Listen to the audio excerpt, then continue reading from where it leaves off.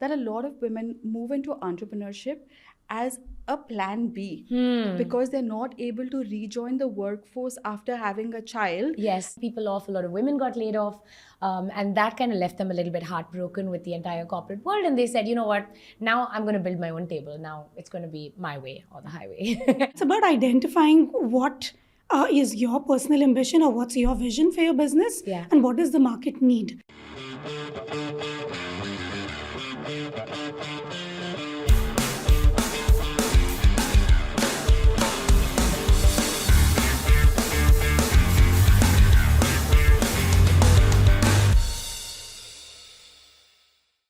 Welcome to More Bang for Her Buck.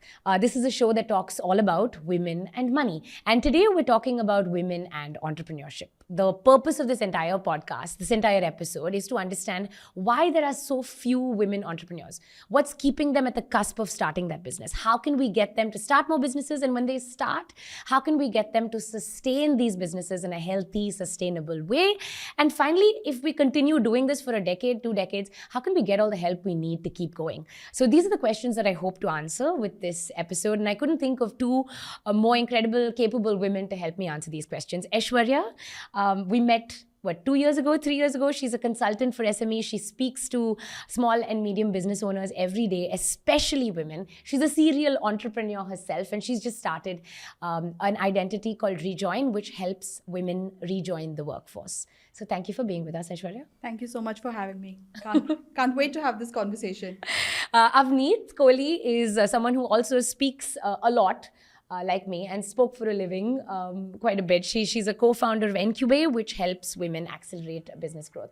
So I want to start with a statistic that I found, and when I read it, I thought, yeah, duh, I know why, which is that post-pandemic, there's been a sudden and sharp rise in the number of female entrepreneurs in the UAE. So there's been a 68% surge in the number of female entrepreneurs.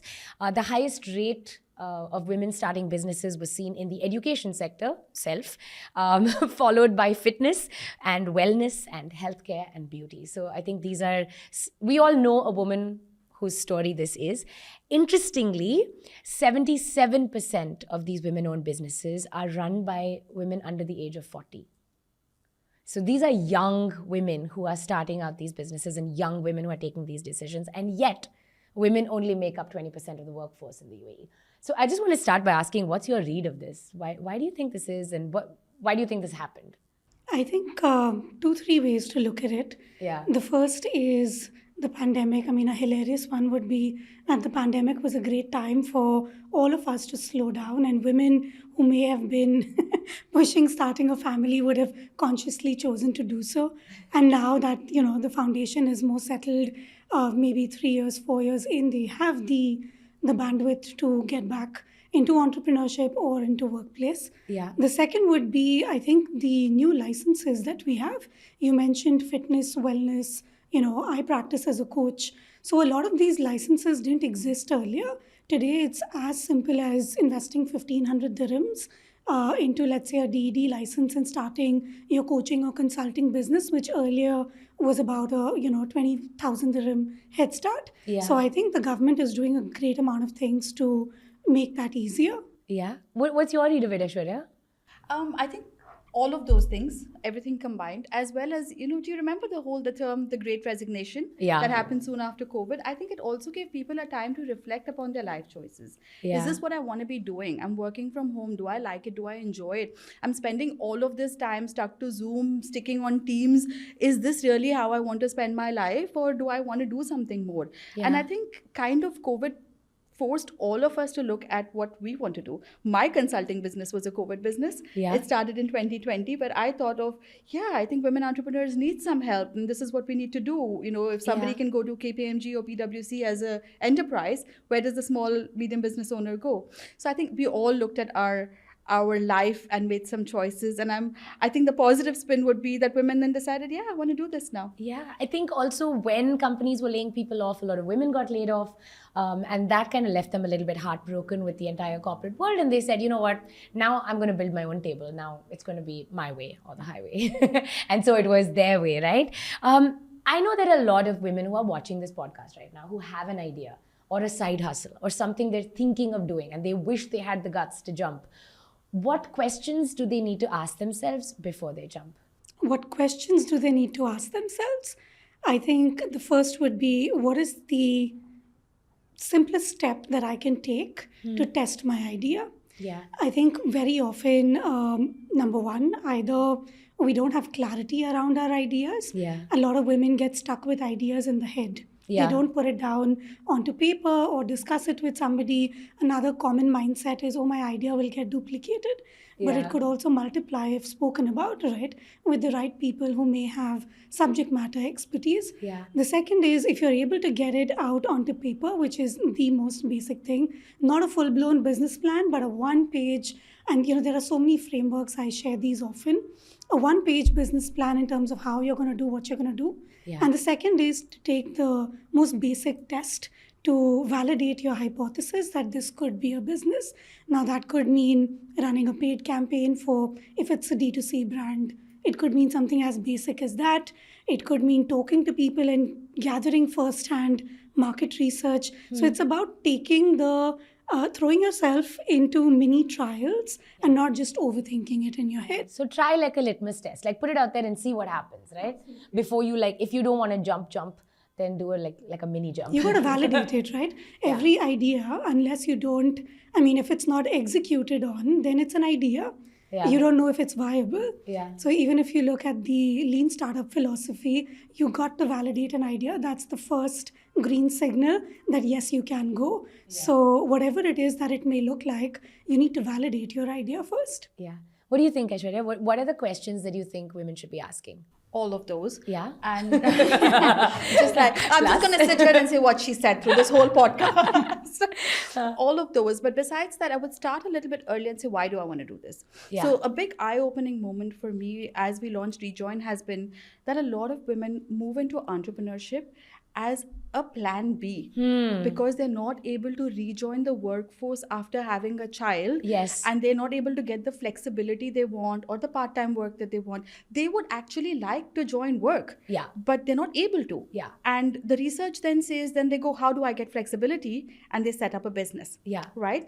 At which point in time that business already is not on its best legs because it needs passion is what drives a business. Tell me about it. Yeah. Let's write a story on that, all of us. But besides that, it's the business plan, it's understanding, it's your proof of concept. It's not, I always say, my first business that I ran was it was a baby and child business, a very small business. And the biggest mistake we made at that point was striving for perfection. That newsletter needs to look amazing. This plan needs to work. That needs to work. And the biggest thing I've learned is done is better than perfect. Get it out there. Get a version of it out there. See what the reaction is and learn from that. And keep moving forward. Keep testing. Keep moving forward. And remember that it takes time. Just because you set up a business today, it doesn't mean you're going to make money tomorrow, 1 month, 3 months, 6 months, 8 months, 12 months, 18 months down the line. Yeah. But you need to have that power to stick it out. For stick that it long. out. Yeah. Oh my God. Yes, and yes. I want to come back after we take a little break and talk about a friend of mine who wants to start a business. And I thought, why not get your advice? Because hey, I wish I had your advice when I was starting. So we'll take a break. More bang for her buck is a really important conversation around women and money. And if you think that you can contribute, and by this I mean if you've got a case study, a story that you'd like us to discuss with our experts, if you've got a bit of research that you think we should include in the show, or there's an opinion that you think we should feature, we would love to hear from you. Do drop us a DM on Instagram, or you can just email us at info@brownontheoutside.com.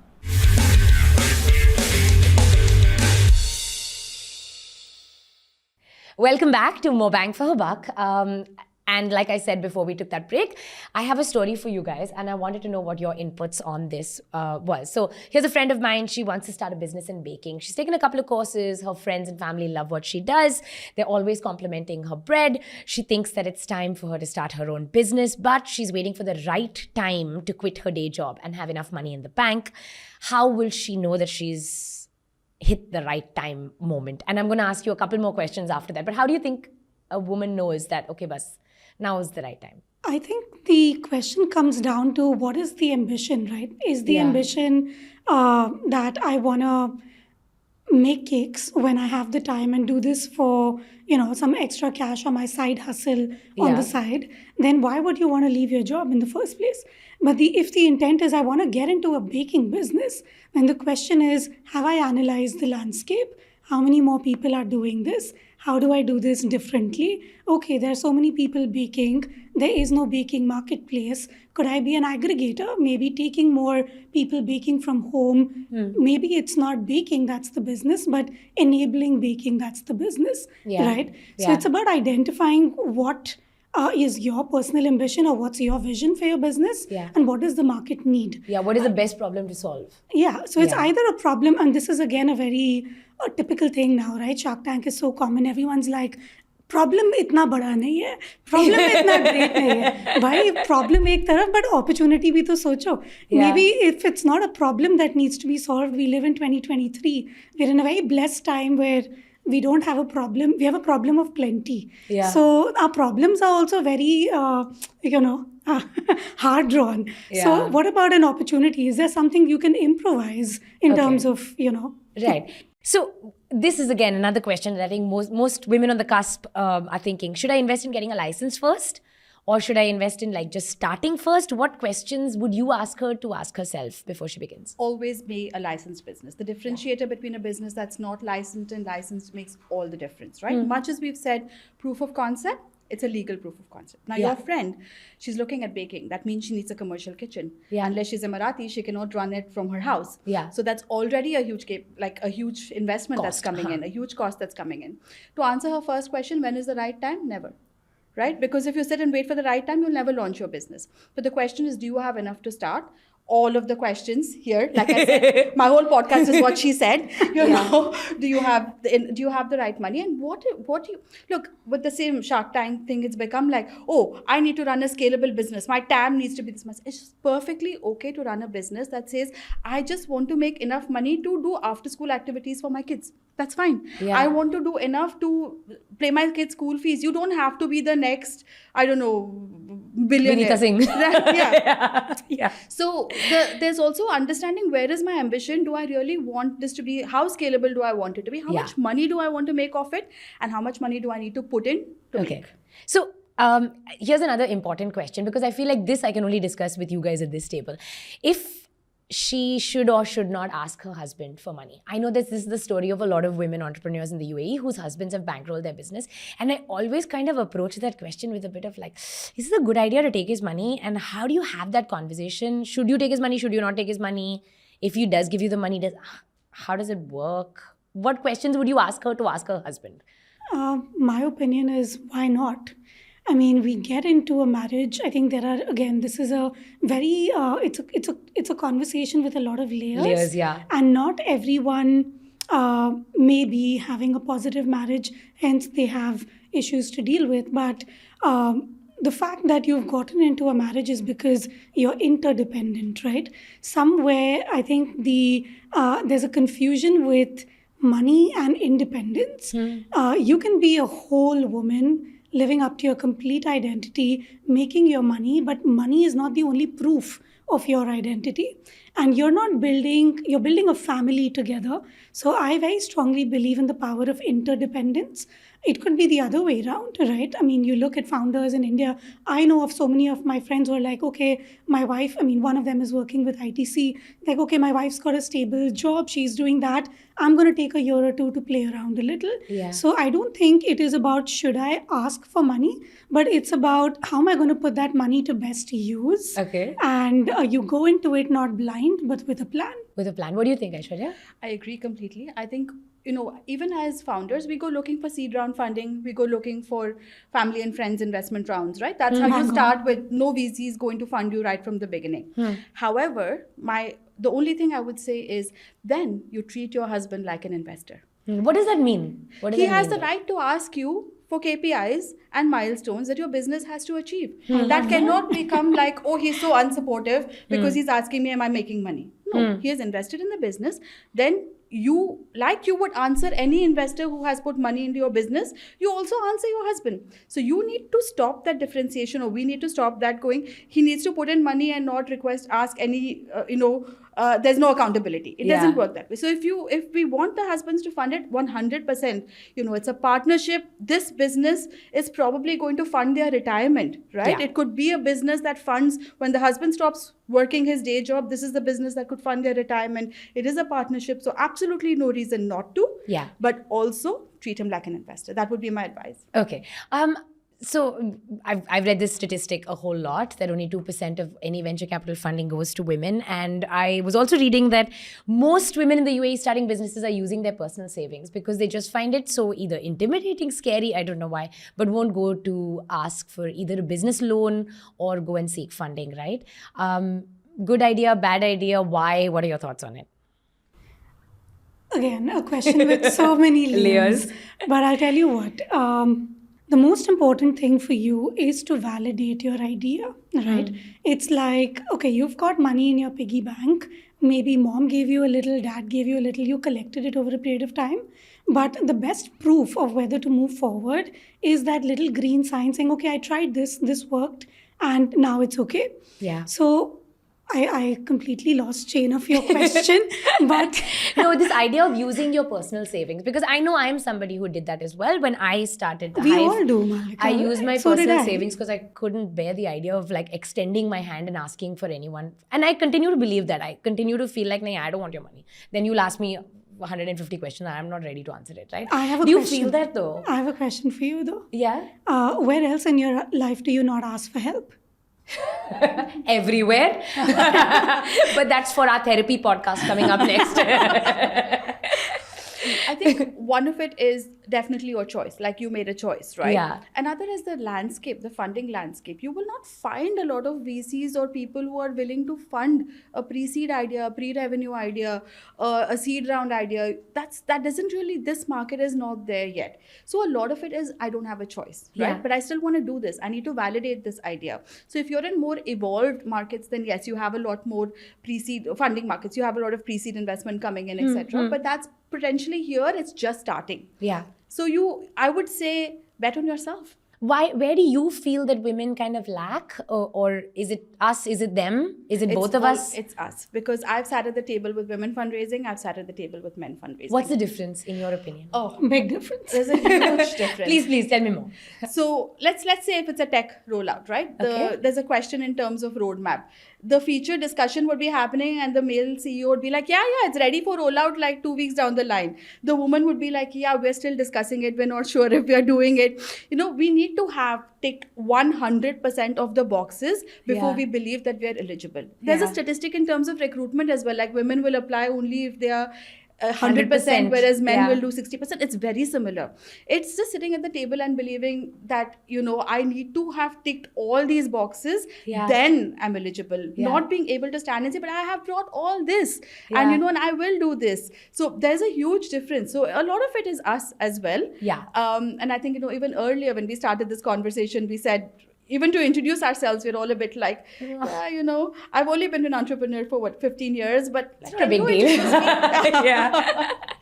Yeah. I want to come back and ask a little bit more about women who have started businesses and why they find it so difficult to ask for help.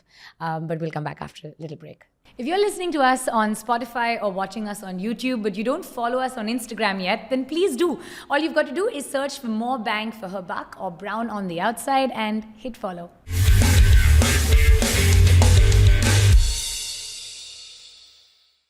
I was talking to a friend who just started a business and she speaks to a lot of women entrepreneurs as well. And she said, you know what? The one thing that I wish I could shake women and tell them is that sometimes it's not just about the sexy work, like about the work of like the idea and the concept and like presenting it and actually doing the work.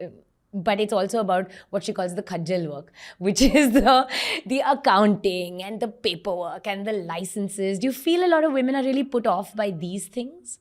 I don't know if they're put off. I think a lot of women get into it without realizing how much more there is. Like I'll tell you, I don't think I have to go very far. It's me, my first business that I set up, the baby and child e-commerce business. I was so like, I had my baby, I wanted flexibility. I was like, e-commerce, how hard can it be? I'll set up a website, I'll put some products and people will come and buy. Like that was my very expensive degree in e-commerce. So it's learning and losing money. But a lot of it is not that I don't want to do. It's two things. I can't afford to. right? So women, I feel, are a lot more reluctant to bring in help, Yeah. to bring in that accountant, to bring in that admin person, to free up your time. Because if you are going to be a solopreneur doing everything, then where is what you're supposed to be doing? Where is your vision? Where is what you're, bringing in business? What you're actually supposed to be doing as an entrepreneur? You end up doing accounts, you end up doing inventory, stuff that you don't need to be doing, that can be outsourced at a very small price. I think that's such a woman personality thing, right? Because we're also like, no, I can do it. Like, I got it, okay? Yeah. I can also cook, and I can also take care of the kids, and I can also manage this, and I can do accounts, and I can do it all. Like, just do not just step away. I'll do it on my own, which is the classic story. More research actually showed that when women entrepreneurs start businesses, they have a maximum business threshold that they set out for themselves, which is that they limit themselves even before they begin. They're like, I want to grow up to this point, and I don't want to grow any more than that because it's just going to be a pain. Do you see that in the women that you meet? I think there's a way to view it, right? And again, I won't generalize, but what I'll say is there's one way of looking at it, which is like a maximum threshold. The other is, this is my minimum milestone. Right. Okay. So if you're able to look at it that way with limited resources, all of us, nobody starts out as Ambani's kids, right? unless you are Ambani's kids. We all start out with limited resources. And of course, with whatever hustle that you're putting in, I think it's so true and it's so valuable if we're able to take account of our time and we're able to, allocate time, resources, energy in a particular manner. I often talk about, my signature coaching methodology is called visioneering, where we talk about goal setting and the power of how you need to be setting goals, which got to be not just smart goals, but smarter goals, right? And I think if we start viewing the minimum threshold as something more than a proof of self-worth or capability versus a milestone, I think the dynamic shifts. Then you're hustling towards getting to that milestone, and it's human nature. Once you get there, you want to get better. So you've also got to have like a growth mindset, right? Yeah. If you are someone who's stuck in something else, couple of things I'll say. One, which is get a mentor, save yourself time. Number two, free up your bandwidth to do what you need to be doing. And three is keep pushing the notch, each milestone, one at a time. Yeah. I think the question that I want to ask you guys is, what's keeping us back, right? What's keeping us out of the race? What is it that we're doing so wrong, Ayshwarya, when it comes to running businesses? What is it that men are doing? I know for one, it's audacity. Like, they just have the audacious ability to like take it on and just jump, whereas we would pick Faff a little. Sorry? Faff a little. Faff a little, yeah, that kind of like shoulders wide-ness, which is not a bad thing to maybe take. No, and men have something we don't have. Which is what? A wife. Good one. Very good. So it's I don't know if it's keeping us back, but it is recognition of the fact, as women, as mothers, as wives, we also carry the majority of the mental load of the family for a very long time. Yeah. So coming back to your earlier question of why do we achieve these milestones for a lot of women have to work within their current family infrastructure. Oh, I couldn't agree more. Otherwise, what do they do? Yeah. Where do I leave my kids? What do I do? Right? There's a lot that has to come in. So this is probably what is holding us back, or this is probably why we are not. I can't. Me today as a mom, as an established entrepreneur, probably I'm not able to do the kind of hours a counterpart of mine might be doing. I couldn't agree more. We were actually my partner and I were having this conversation. He said, if you got this big opportunity, would you jump? I said, well, for a lot of women, it's like, I'm going to have to deliver all that to that investor and come home and manage dabbas and figure out what's in the fridge and manage the caregiving for the home and the in-laws and all of these other 500 things, which is the load that we carry. But before we leave, what do you think would be your closing sort of advice to women who want to jump into this? I think it's so important for you to get two things. Number one, you cannot undermine or delay the importance of a mentor in your life. Now, that could be someone who's been there and done that, or just someone that you go to keep your cup full, which could be a coach or a therapist, whatever you pick as your path. right? That's one. Because you can save eons of time, save yourself a lot of struggle and grief by making mistakes, which, yes, you need the learning, but you could save time. Yeah. The second is the importance of community, right? There's such a lot of networks, communities, support systems out there. You're not alone, but you need to ask first. Ask and you shall receive. Aishwarya, your big two? Be ambitious, be Yeah. bold, be audacious, but also be kind to yourself. Right? So it's all of these things that we are constantly pushing. I want to do more, but I can't do more. And why can't I do more? Women berate themselves so much. They are so what is the word? Deprecating, Critical. Just, I don't think men ask themselves these many questions. They just move on to the next thing. They try, they fix a few things. So be kind to yourself, be ambitious, have a plan, and plan A, B, and C. Be mindful of time, do as much as possible, outsource the smaller tasks, and all the best, I guess. Thank you guys so much for that conversation. I think it's really important, the stuff that we discussed on More Bang for Her Buck, because these are the conversations that I wish I had 5 years ago, 10 years ago, 15 years ago, 20 years ago. And if you think these conversations are important, do like, share, comment, subscribe, spread the word, tell a friend about us, share this video with somebody. And if you've got a story that you'd like to contribute to the show, if you've got a question that you think we should be asking our panelists, then please do share it with us. This show is proudly produced by Brown on the Outside. This show is produced by Brown on the Outside. A thank you to our production team, The Dark Room, our producer, Sarah Anand, research and intern, Hiral Verma, and on hair and makeup, Neha Shah.